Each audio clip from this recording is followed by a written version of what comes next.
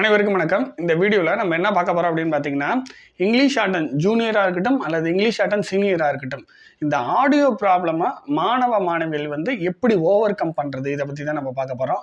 Already இந்த audio issues பற்றி நான் பேசியிருப்பேன். ஆடியோ என்ன மாதிரி ப்ராப்ளம் இருந்துச்சு ஆடியோனால. ஸோ ஸ்டூடெண்ட்ஸ் எப்படி டிஃபிகல்ட்டி ஃபேஸ் பண்ணினாங்க அப்படின்ற ஒரு வீடியோ நான் போட்டிருந்தேன். அந்த வீடியோட லிங்க் டிஸ்கிரிப்ஷனில் கொடுக்குறேன், அதை நீங்கள் பார்க்கலாம். ஸோ இப்போ ஆடியோ ப்ராப்ளம் எப்போதுமே இருந்துக்கிட்டே இருக்குன்னு வச்சுக்கோங்க. அதை நம்ம எப்படி ஓவர் கம் பண்ணுறது அப்படின்றத பற்றி நம்ம இந்த வீடியோவில் ஃபுல்லாக பார்க்க போகிறோம். ஒரு சில டிப்ஸ், ஒரு சில ஐடியாஸ் நான் சொல்கிறேன். ஃபர்ஸ்ட் பார்த்தீங்கன்னா, ஃபஸ்ட்டு டிஃப்ரெண்ட் ப்ரொனன்சியேஷனில் நம்ம டிக்டேஷன் போடணும். புரியுதுங்களா? டிஃப்ரெண்ட் ப்ரொனன்சியேஷனில் நம்ம டிக்டேஷன் எழுதி பார்க்கணும். இதுதான் ஃபஸ்ட்டு நம்ம பண்ணக்கூடியது. நிறையா ஸ்பீடு ப்ராக்டிஸ் பண்ணுவோம், ஓகே. பட் அதெல்லாம் தாண்டி டிஃப்ரெண்ட் ப்ரொனன்சியேஷனில் நம்ம ஸ்பீடு நிறைய எழுதி பார்க்கணும். அப்படின்னா என்ன அர்த்தம்? நிறைய பேரை வாசிக்க சொல்லி நீங்கள் ஸ்பீடு எழுதி பார்க்கணும். இது ஒன்று. அதுக்கப்புறம் ஒருவேளை பேசேஜ் ஈஸியாக இருக்குதுன்னு வச்சுக்கோங்க. பேசேஜ் ஈஸியாக இருந்தால் நமக்கு நிறைய வேர்ட்ஸ் தெரிய ஆரம்பிச்சிடும். அதாவது ஃபெமிலியர் ஆயிரும். ஒரு வாசிக்கும் போதே நமக்கு இந்த வார்த்தை தான் அப்படின்றது தெரிஞ்சிடும். சில அன்னோன் வேர்ட்ஸ் வந்தால் நமக்கு அந்த வார்த்தை முன்னாடி அதிகமாக கேட்டிருக்க மாட்டோம். அதை பற்றின ஸ்ட்ரோக் அதிகமாக போட்டிருக்க மாட்டோம். புரியுதுங்களா? ஸோ நம்ம என்ன பண்ணணும், எவ்வளோக்கு எவ்வளோ நம்ம நிறையா பேசேஜ் ப்ராக்டிஸ் பண்ணுறோமோ அவ்வளோக்கு எவ்வளோ நமக்கு நல்லது. ஃபஸ்ட்டு பார்த்தீங்கன்னா, எக்ஸாம் பேசேஜ் ஒரு 1973 நீங்கள் கணக்கு வச்சுக்கலாம். இங்கிலீஷ் ஷார்ட்டன் ஜூனியராக இருக்கட்டும், இங்கிலீஷ் ஷார்ட்டன் சீனியராக இருக்கட்டும். ஏன்னா நமக்கு இங்கிலீஷ் ஷார்ட்டனில் தான் அந்த ப்ராப்ளம் இருக்குது. பட் தமிழ் ஷார்ட்டனில் அந்தளவுக்கு நம்ம அந்த டிஃபிகல்ட்டி ஃபேஸ் பண்ணுறதில்ல. ஏன்னா நம்மளோட மதர் டங் தமிழ் அப்படின்றதுனால நம்ம அவங்க சொல்ல வரதும் நம்ம புரிஞ்சுக்குவோம். ஏன்னா நமக்கு தமிழில் மோஸ்ட்லி எல்லா வார்த்தைகளும் தெரிஞ்சதுனால நம்ம ஈஸியாக புரிஞ்சுக்கவும் செய்வோம், ஈஸியாக ஸ்ட்ரோக்கும் போட்டுருவோம். அந்தளவுக்கு நம்ம ப்ராக்டிஸ் பண்ணியிருப்போம்.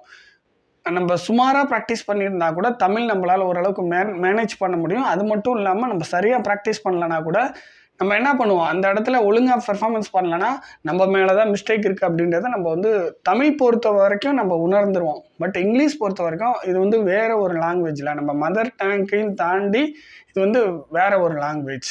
ஸோ அப்படி இருக்கிறப்ப இதில் நிறையா வார்த்தை நம்ம ஃபெமிலியர் ஆகணும். ஃபெமிலியர் ஆகணும்னா அப்படின்னா என்ன அர்த்தம்னா, நிறையா வார்த்தைகள் நீங்கள் காதில் கேட்கணும். இது ஒன்று. காதில் கேட்கணுன்னா என்ன, போகிற வரவங்க சொல்கிறத காதில் கேட்கணுமா? அப்படி இல்லை.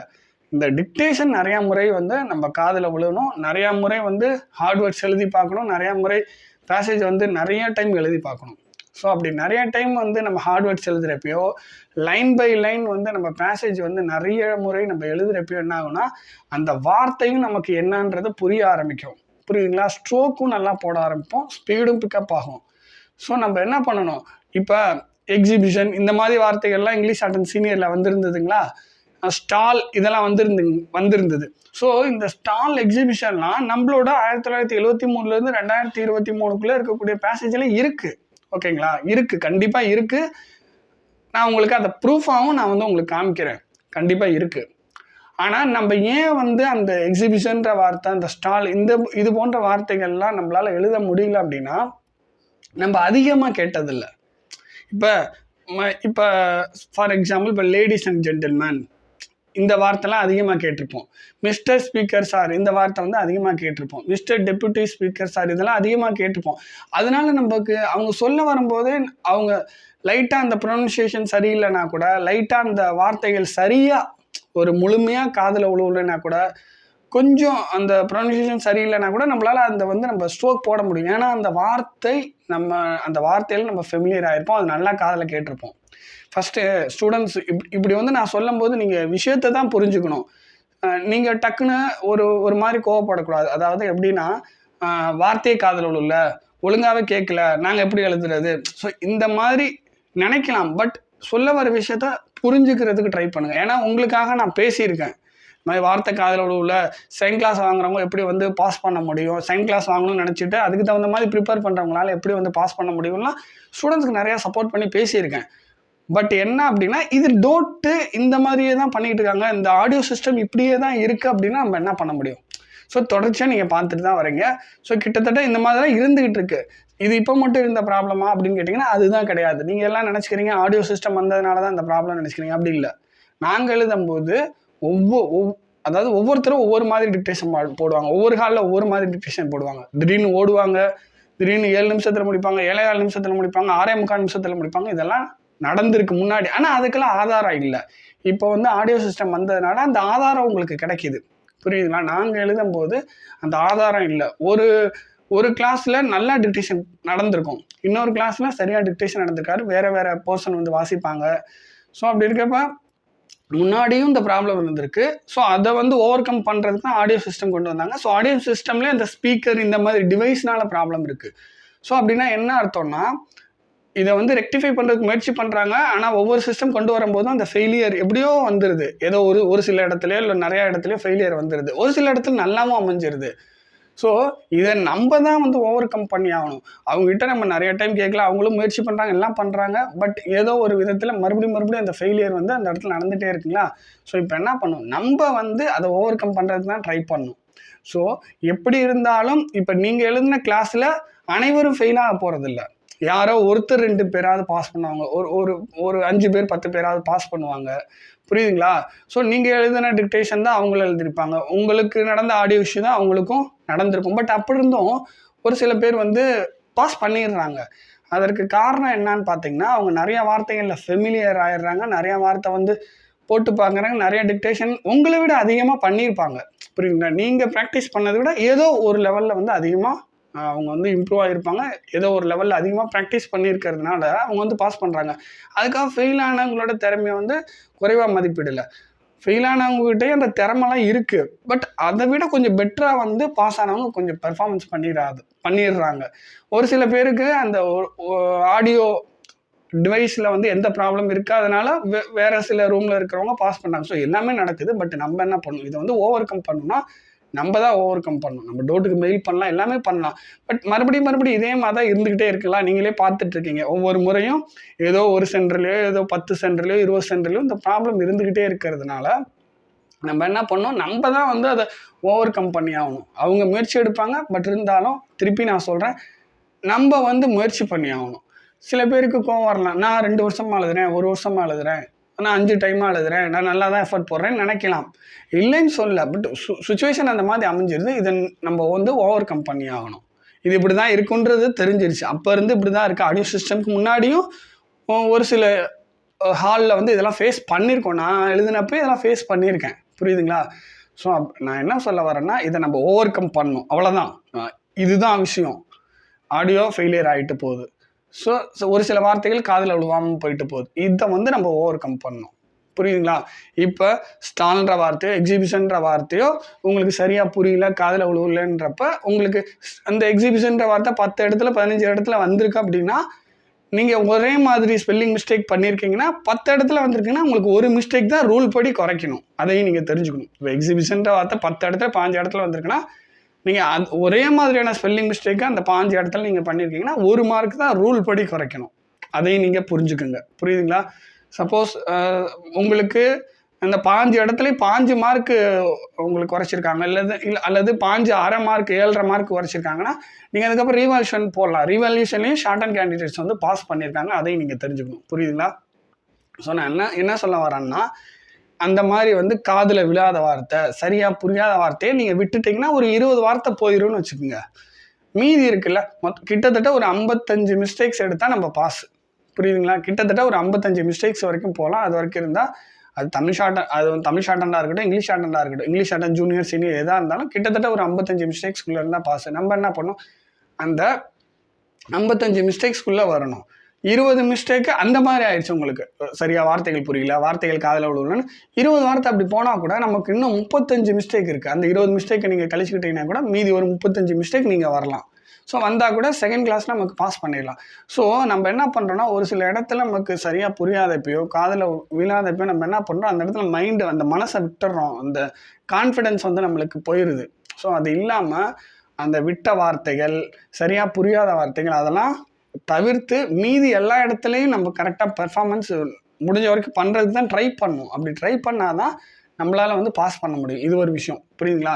ஸோ என்ன சொல்லியிருக்கேன், நிறைய ப்ரொனன்சியேஷன், நிறைய டிக்டேஷன் நம்ம வந்து எழுதணும். டிஃப்ரெண்ட் வாய்ஸில் வந்து டிக்டேஷன் எழுதணும். டிஃப்ரெண்ட் ப்ரொனன்சியேஷனில் டிக்டேஷன் எழுதணும். புரியுதுங்களா? நம்ம என்ன தான் 150, 180, 200 வரைக்கும் நீங்கள் நினைக்கலாம், என்கிட்ட 200 இருக்குது, கையில் 180 இருக்குது. நல்லா கவனிச்சிங்க. 150 வேர்ட்ஸ் பெர் மினிட்ஸ் நம்ம தமிழ்நாடு பேசேஜை விட 120 வேர்ட்ஸ் பெர் மினிட்ஸ் இருக்கக்கூடிய அந்த பேசேஜ் டஃப்பு. 150 ஈஸியாக இருக்கும் பேசேஜ், பெரிய பெரிய ஃப்ரேசஸாக இருக்கும். அந்த ஃப்ரேசஸை கரெக்டாக கற்றுக்கிட்டிங்கன்னா 150 பாஸ் பண்ணிடலாம். 150 ஈஸியாக பாஸ் பண்ணலாம். ஆனால் 120 பாஸ் பண்ணுறது தான் கஷ்டம் இங்கிலீஷ் பொறுத்த வரைக்கும். அதை நீங்கள் புரிஞ்சுக்கணும். ஸோ அதனால் என்கிட்ட 150 இருக்குது, 180 இருக்குது, 200 இருக்குன்றது அது அப்படி சொல்லாதீங்கன்னு சொல்ல வரேன். அது நமக்கு தேவையில்லாது. நம்ம 120லேருந்து நமக்கு 130ல் நம்ம கரெக்டாக எழுதுகிறோமா, 130ல் நம்மளோட சீனியர் பேசேஜை ஒரு 130ல் எழுதுனா போதுமா, ஒரு 6.45 நிமிஷத்துலையோ ஒரு 6:40 நிமிஷத்துலையோ நம்ம எழுதுனா போதுமானது. நம்ம 150, 180, 200 போட்டு நம்மளோட ஸ்ட்ரோக்கு நமக்கு புரியாத மாதிரி ஆயிடுது. ஸோ இது ஸ்டூடெண்ட்ஸ் பண்ணுற மிகப்பெரிய மிஸ்டேக்கு. ஸ்ட்ரோக் நம்மளோட ஸ்ட்ரோக்கு நமக்கு புரியணும் அப்படின்னா ஃபஸ்ட்டு ஸ்டெப் பை ஸ்டெப்பாக ஸ்பீடு இன்க்ரீஸ் பண்ணுங்கள். இப்போ ஜூனியர் முடிச்சிருக்கீங்கன்னா இன்டர் பேசேஜ் ஒரு மாதமோ ஒரு 1.5 மாதமோ எழுதி பாருங்கள். புரியுதுங்களா? இப்போ 80 வேர்ட்ஸ் பெர் மினிட்ஸ் கையில் வச்சுக்கிட்டு 120 வேர்ட்ஸ் பெர் மினிட்ஸ் எழுதி நீங்கள் பழக ஆரம்பிக்கிறீங்கன்னா என்ன ஆகும் அப்படின்னா ஸ்ட்ரோக்கு மாறும், ஸ்ட்ரோக்கு ஸ்கிரிபிள் ஆகும், ஸ்ட்ரோக்கோட வடிவம் மாறும், உங்களோட ஸ்ட்ரோக்கு உங்களுக்கே புரியாமல் போகும். ஸோ அதனால் 80 வேர்ட்ஸ் பெர் மினிட்ஸ் கையில் இருக்குன்னா அந்த ஜூனியர் பேசேஜே ஃபஸ்ட்டு ஒரு 10 நாள் ஒரு 6:45 நிமிஷத்துலையோ அல்லது 6:40 நிமிஷத்துலையோ நீங்கள் எழுதி பழகுங்க ஒரு 10 நாள். அதுக்கப்புறம் என்ன பண்ணலாம், இன்டர்மீடியட்டோட பேசேஜ் அதுக்கப்புறம் ஒரு 1 மந்த் 100 வேர்ட்ஸ் பெர் மினிட்ஸில் ட்ரை பண்ணுங்கள். அதுக்கப்புறம் இன்டர்மீடியட் பேசேஜையே ஒரு 6:45 நிமிஷத்தில் ட்ரை பண்ணுங்கள். ஓகேங்களா? ஸோ ஜூனியர் முடிச்சுட்டு நீங்கள் சீனியர் போகணும் அப்படின்னா என்ன ஆகும், நடுவில் ஒரு 5 மாதம் கேப் இருக்குது. ஒரு 2 மாதம் ஜூனியர் ஸ்பீடுக்கும் இன்டர்மீடியட் ஸ்பீடுக்கும் மறுபடியும் செலவு பண்ணுங்கள். புரியுங்களா? மீதி 3 மாதமும் 3.5 மாதமும் இங்கிலீஷ் அண்ட் சீனியர் பேசேஜுக்கு முழுமையாக ட்ரை பண்ணுங்கள். 150 எழுதியோ 180 எழுதியோ 200 எழுதியோ நமக்கு எந்த யூஸும் கிடையாது. ஏன்னா இங்கே ஜூனியர், இன்டர்மீடியட், சீனியர் இது ஒரு மாதிரியாக இருக்கும். அப்படியே ஹை ஸ்பீடு போனீங்கன்னா அது ரொம்ப ஈஸியாக இருக்கும். என்னடா அது ஈஸின்னு சொல்கிறேன்னு நினைக்காதீங்க. அதில் இருக்க வார்த்தைகள் நீங்கள் பார்த்துருப்பீங்களா இல்லையான்னு தெரியல. நான் எல்லா வார்த்தைகளையும் பார்த்துருக்கேன். ஃப்ரேசஸ் அதிகமாக வரும், ரொம்ப ரொம்ப அதிக ஃப்ரேசஸ் வரும் 150, 180, 200ல். அதனால தான் அந்த பேசேஜ் நான் ஈஸின்னு சொல்கிறேன். நீங்கள் சீனியரை கம்பேர் பண்ணும்போது 150 ஈஸி தாங்க நம்ம தமிழ்நாடு பேசேஜ். ஓகேங்களா? நீங்கள் 150 ஒரு 2 மாதம் ப்ராக்டிஸ் பண்ணிங்கனாவே 150 பாஸ் பண்ணலாம். 150 கையில் இருக்கான்றது முக்கியம் கிடையாது. 120 வேர்ட்ஸ் பெர் மினிட்ஸ் அந்த இங்கிலீஷ் அண்ட் சீனியர் பேசேஜை நீங்கள் 130ல் எழுதுறீங்களா, இதுதான் விஷயம். அதே மாதிரி ஜூனியர் பேசேஜையோ இன்டர்மீடியட் பேசேஜையோ நீங்கள் 6.5 நிமிஷத்துக்கு நீங்கள் எழுதி பார்க்கலாம், 6.25 நிமிஷத்துக்கு எழுதி பார்க்கலாம். புரியுதுங்களா? நீங்கள் ஹை ஸ்பீடு பேசேஜ் எழுதுறதை விட நீங்கள் ஜூனியர் ஸ்பீடை ஒரு 6:45 நிமிஷத்தில் எழுதி பாருங்கள். இன்டர்மீடியட் பேசேஜை 7 நிமிஷத்தில் எழுதுங்க. அதுக்கப்புறம் 6:45 எழுதுங்க, 6:30 எழுதுங்க. அதுக்கப்புறம் இங்கிலீஷ் அண்ட் சீனியர் பேசேஜுக்கு வாங்க. ஓகேங்களா? ஸோ நம்ம என்ன பண்ணுவோம், டிஃப்ரெண்ட் ப்ரொனன்சியேஷன், டிஃப்ரெண்ட் வாய்ஸில் ப்ராக்டிஸ் பண்ணோம். 1973 2023 அப் டு டேட் வரைக்கும் இருக்கக்கூடிய எல்லா பேசேஜையும் நீங்கள் ப்ராக்டிஸ் பண்ணியிருக்கணும். எல்லா பேசேஜையும் ப்ராக்டிஸ் பண்ணுறேன்ற பேரில் கடை நீங்கள் பாட்டில் ரெக்கார்டிங்கை போட்டு எழுதக்கூடாது. ஒரு நாளைக்கு ஒரு பேசேஜ், மிஞ்சி போனால் 2 பேசேஜ், அவ்வளோதாங்க. அந்த நீங்கள் ப்ராக்டிஸ் பண்ணுற அந்த பேசேஜை முழுமையாக அதில் இருக்கக்கூடிய ஹார்ட்வேர்ட்ஸ் நல்லா ப்ராக்டிஸ் பண்ணுங்க. அதில் இருக்கக்கூடிய எல்லா வார்த்தைகளும் ஃபெமிலியர் ஆகுங்க. எல்லா வார்த்தைகளும் நல்லா ஸ்ட்ரோக் போட்டு பாருங்கள். எல்லா வார்த்தைகளையும் நல்லா காதில் கேளுங்க. புரியுதுங்களா? இதெல்லாம் நீங்கள் பண்ணணும். ஒரு நாளைக்கு ஒரு பேசேஜ் அல்லது 2 பேசேஜ் தாங்க ப்ராக்டிஸ் பண்ணணும். முழுமையாக ப்ராக்டிஸ் பண்ணணும். புரியுதுங்களா? நல்லா ஒரு பேசேஜ்னா ஏதோ ஒரு கடமைக்கு நான் ப்ராக்டிஸ் பண்ணிக்கிட்டேன்றது இருக்காமல் நான் சில மெத்தடு சொல்லியிருப்பேன். அந்த மெத்தட் யூஸ் பண்ணி நீங்கள் ப்ராக்டிஸ் பண்ணலாம். அந்த மெத்தட் வீடியோவும் டிஸ்கிரிப்ஷனில் கொடுக்குறேன். நான் லைன் பை லைன் எழுத சொல்லியிருப்பேன், ஹார்ட்வேர்ட்ஸ் தனியாக எடுக்க சொல்லியிருப்பேன், டிரான்ஸ்கிரிப்ஷன் எழுத சொல்லியிருப்பேன். நம்மளோட மெத்தடு ஆல்ரெடி வீடியோ போட்டோம். 2-3 வீடியோ கூட போட்டுட்டோம். நிறைய பேசியிருக்கேன், நிறைய சொல்லியிருக்கேன். ஸோ அதை ஃபாலோ பண்ணுங்கள். ஓகேங்களா? அல்லது வேறு சில யூடியூபர்ஸ் ஷார்ட் ஹேண்ட் பற்றி பேசுகிறாங்களா, அவங்களும் சில ஐடியாஸ்லாம் சொல்கிறாங்க, அதையும் ஃபாலோ பண்ணுங்கள். நம்ம என்ன பண்ணுறோம், நிறைய பேர் என்ன பண்ணுறோம், ஏதோ ஒன்று ப்ராக்டிஸ் பண்ணுறோன்ற பேரில் கடன்னு அந்த பேசேஜை முழுமையாக ப்ராக்டிஸ் பண்ணுறதில்ல. ஒரு பேசேஜ் எடுத்துக்கிட்டால் முழுமையாக 100% ப்ராக்டிஸ் பண்ணிடணும். இப்போ ஷெட்யூல் இப்போ நானே கொடுக்குறேன், இல்லை வேறு சில பேர் ஷெட்யூல் கொடுக்குறாங்கன்னா அந்த ஒரு நாள் ஷெட்யூலை உங்களால் ப்ராக்டிஸ் பண்ணணும்னா அதை விட்டுறணும்.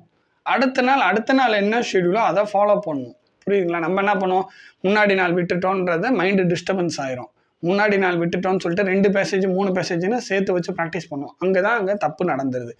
ஒரு நாளைக்கு ஒரு பேசேஜை முழுமையாக 100% நீங்கள் ப்ராக்டிஸ் பண்ணணும். புரியுதுங்களா? அதுக்கப்புறம் இன்னும் சில டிப்ஸு சொல்கிறேன், கேளுங்களேன். ரூம் இருக்குல்ல, ரூமை ஃபுல்லாக அடைச்சிட்டு ப்ராக்டிஸ் பண்ணி பாருங்கள். ஸ்பீக்கரில் போட்டு ப்ராக்டிஸ் பண்ணி பாருங்கள். ஃபோனில் போட்டு ப்ராக்டிஸ் பண்ணி பாருங்கள். சிஸ்டம் இருக்கா, சிஸ்டமில் போட்டு ப்ராக்டிஸ் பண்ணி பாருங்கள்.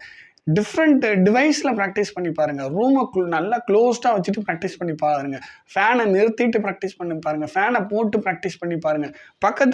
பக்கத்தில் வந்து ஒரு ஃபோனில் வந்து ஒரு பாட்டை போட்டுட்ருங்க. இந்த சைடு வந்து என்ன சொல்கிறது, இந்த ஷார்ட் ஆடியோ போட்டுருங்க. போட்டு ப்ராக்டிஸ் பண்ணி பாருங்கள். உங்களுக்கு கவனம் அப்போ தான் வரும். இதில் அந்த பாட்டு ஓடிக்கிட்டு இருக்கோம், ஆனால் வந்து நீங்கள் இந்த ஸ்பீடில் கவனம் செலுத்தி நீங்கள் ப்ராக்டிஸ் பண்ண முடியுதா அப்படின்னு ட்ரை பண்ணி பாருங்கள். ஓகேங்களா? அதே மாதிரி வெளியில் இந்த குருவிகள் சத்தம் இந்த மாதிரிலாம் கூட சென்டரில் கேட்கறதுக்கான வாய்ப்புகள் இருக்கலாம். ஸோ அதனால் ரூமை திறந்து வச்சுட்டு இந்த குருவிகள் சத்தம், காக்கா குருவிகள் சத்தத்தில் ப்ராக்டிஸ் பண்ணி பாருங்கள். ஸோ நம்ம வந்து என்ன பண்ணணும், ஓவர் கம் பண்ணணும். நம்ம என்ன பண்ணணும், நமக்கு வேறு என்னென்ன ஐடியாஸ் இருக்குது, இது எல்லாமே நம்ம ஃபாலோ பண்ணணும். ரூமை க்ளோஸ்டாக வச்சு ப்ராக்டிஸ் பண்ணணும், ரூமை திறந்து வச்சு ப்ராக்டிஸ் பண்ணணும், பக்கத்தில் பாட்டை ஓட வச்சுட்டு நீங்கள் ஷார்ட் அண்ட் ஆடியோ போட்டு ப்ராக்டிஸ் பண்ணணும். புரியுதுங்களா? ஸோ இந்த ஆடியோ ஆப்ஷன்லேயே நிறையா இருக்குது. எக்கோ அடிக்கிற மாதிரி ஆடியோவும் இருக்குது. நீங்கள் அப்ளிகேஷன் யூஸ் பண்ணி பாருங்களேன், ஒரு சில அப்ளிகேஷன் இருக்குது, எக்கோ அடிக்கிற மாதிரி ஆடியோவே இருக்குங்க. நீங்கள் நார்மலாக ராஜகோபாலன் சாரோ இல்லை நம்மளோட வாய்ஸோ நீங்கள் ப்ராக்டிஸ் பண்ணுங்க, அல்லது வேற ஒரு யூடியூபரோட வாய்ஸில் நீங்கள் ப்ராக்டிஸ் பண்ணுறீங்கன்னு வச்சுக்கோங்க. அதே வாய்ஸை நீங்கள் வந்து ஃபஸ்ட்டு டவுன்லோட் பண்ணிடணும். டவுன்லோட் பண்ணி அதை அப்ளிகேஷனில் போட்டு எக்கோ அடிக்கிற மாதிரி இருக்குது, ஆடிட்டோரியமில் ப்ராக்டிஸ் பண்ணுற மாதிரி இருக்குது. அந்த மாதிரி அந்த வாய்ஸ் வந்து வரும் உங்களுக்கு. புரியுதுங்களா? எக்கோ அடிக்கிற மாதிரி வாய்ஸ் வந்து உங்களுக்கு அந்த சவுண்ட் வரும். நீங்கள் அதில் ப்ராக்டிஸ் பண்ணி பாருங்கள். கொஞ்சம் டிஸ்டர்ப்டாக ப்ராக்டிஸ் பண்ணி பாருங்கள். எல்லா நேரமும் எல்லாத்தையும் நல்லா கிளியர் பண்ணிவிட்டு நீங்கள் ப்ராக்டிஸ் பண்ணி பார்த்தீங்கன்னா எப்போதுமே அந்த கம்ஃபர்டபுளாகவே இருந்துகிட்டே இருப்பீங்க. அந்த கம்ஃபர்டபுள் ஜோன்லேயே இருந்துகிட்டு இருப்பீங்க. அதனால் நம்ம என்ன பண்ணோம், டிஃப்ரெண்ட் வாய்ஸில் டிஃப்ரெண்ட் பிளேஸில் சத்தம் வர இடத்துல, சத்தம் இல்லாத இடத்துல, காற்று அதிகமாக வர இடத்துல, ஸோ இந்த மாதிரி டிஃப்ரெண்ட் இன்ஃப்ராஸ்ட்ரக்சரில், ஓகேங்களா, டிஃப்ரெண்ட் பிளேஸில் நீங்கள் வந்து ப்ராக்டிஸ் பண்ணி பார்க்கணும். எக்கோ இருக்கிற மாதிரியான இடத்துல நீங்களே ப்ராக்டிஸ் பண்ணி பார்க்கலாம். அப்ளிகேஷன்லேயே எக்கோ இருக்குது. ஸோ இதை ஓவர் கம் பண்ணணும்னா நம்ம இந்த மாதிரிலாம் பண்ணி ஆகணும்னு சொல்ல வரேன். ஸோ டோட்டு தரப்பில் முயற்சி பண்ணுறாங்க, அந்த முயற்சியும் ஃபெயிலியர் ஆகுது. ஸோ நம்ம என்ன பண்ணணும், இப்போ என்னென்ன பிரச்சனை இருக்குது, ஒன்று எக்கோ ப்ராப்ளம் இருக்குங்களா, எங்கே எக்ஸாம் சென்டரில் எக்கோ ப்ராப்ளம் இருக்குது. ஓகேங்களா? ஸோ எக்கோ ப்ராப்ளம் இருக்கலாம், எக்கோ மாதிரி வச்சு நம்ம ப்ராக்டிஸ் பண்ணணும். இப்போ ஒரு சில சென்டரில் வந்து குருவிகள் சத்தமோ காக்கா குருவிகள் சத்தம்லாம் கேட்கலாம். ஸோ அதுக்கு நீங்கள் ரூமெல்லாம் நல்லா ஓப்பனில் வச்சுட்டு அந்த காக்கா குருவிகள் சத்தத்தை கேட்டுக்கிட்டு நீங்கள் ப்ராக்டிஸ் பண்ண. ஸோ அங்கே என்ன இன்ஃப்ராஸ்ட்ரக்சர், அங்கே என்ன எப்படி நடக்குது, அதே மாதிரியான சுச்சுவேஷனை உங்கள் ரூமில் இல்லை ஏதோ ஒரு பிளேஸில் அமைச்சிக்கிட்டு நீங்கள் ப்ராக்டிஸ் பண்ணி ஆகணும். ஸோ அப்போ தான் வந்து உங்களுக்கு பழகும். அப்போ தான் இந்த ஆடியோ ப்ராப்ளம் வந்து ஆடியோ இஷ்யூ வந்து நம்ம ஓவர் கம் பண்ண முடியும். வேறு வழி இல்லை, இப்படி தான் தெரிஞ்சு போச்சு. ஆனால் அதுலேயும் பாஸ் பண்ணுறாங்கல்ல, ஸோ அதையும் நீங்கள் யோசிக்கணும். இப்போ ஒருத்தர் கூட பாஸ் பண்ணாமல் இருக்க போகிறதில்ல. நீங்கள் எழுதின அதே சென்டரில் ஒரு கேண்டிடேட் டிஸ்டிங்ஷன் வாங்கலாம், இல்லை ஃபஸ்ட் கிளாஸ் வாங்கலாம், அல்லது செகண்ட் கிளாஸ் வாங்கலாம். ஸோ அதையும் நம்ம வந்து தெரிஞ்சுக்கணும். புரியுதுங்களா? ஸோ எப்படி பார்த்தாலும் நல்லா கவனிங்களே, இந்த பிப்ரவரி 2024 டெக்னிக்கல் எக்ஸாமில் கண்டிப்பாக சொல்கிறேன், நான் ரிசல்ட் வந்தோன்னே கூட வீடியோ போகிறேன், 600 பேராவது பாஸ் பண்ணியிருப்பாங்க. குறைஞ்சது 600 பேர், மேக்ஸிமம் இருக்கலாம் 700 800 கூட போகலாம். ஆனால் குறைஞ்சது 600 பேர் பாஸ் பண்ணுவாங்க. ஸோ அதையும் நம்ம புரிஞ்சுக்கணும். ஸோ எப்படி நம்ம சென்டரில் உட்காந்துக்கிட்டு நம்ம கூட உட்காந்து எழுதுனவங்க எப்படி பாஸ் பண்ணுறாங்க, ஸோ அப்படி தான் நம்ம வந்து யோசிச்சு ஆகணும். வேறு வழி இல்லை. நமக்கு தேவை என்ன, பாஸ் பண்ணணும், டிஎன்பிசியில் வேலை வாங்கணும், அவ்வளோதான். குறைன்றது இருந்துக்கிட்டே இருக்கும். அந்த குறையை வந்து நம்ம எப்படி ஓவர் கம் பண்ணலான்றதை யோசிங்க. ஸோ இதுக்கப்புறம் இந்த ஆடியோ ப்ராப்ளம் இருக்கும், நல்லா இருக்கும் அப்படின்னு நினச்சிக்கிட்டு நீங்கள் ப்ராக்டிஸ் பண்ணுங்கள். இருக்கும், நம்ம அதை ஓவர் கம் பண்ணணும். நம்ம அதை ஓவர் கம் பண்ணுறதுக்கு இந்த மாதிரி ஐடியாஸ்லாம் யூஸ் பண்ணி நீங்கள் பண்ணி ஆகணும். இவ்வளோதாங்க விஷயம். தேங்க்யூ.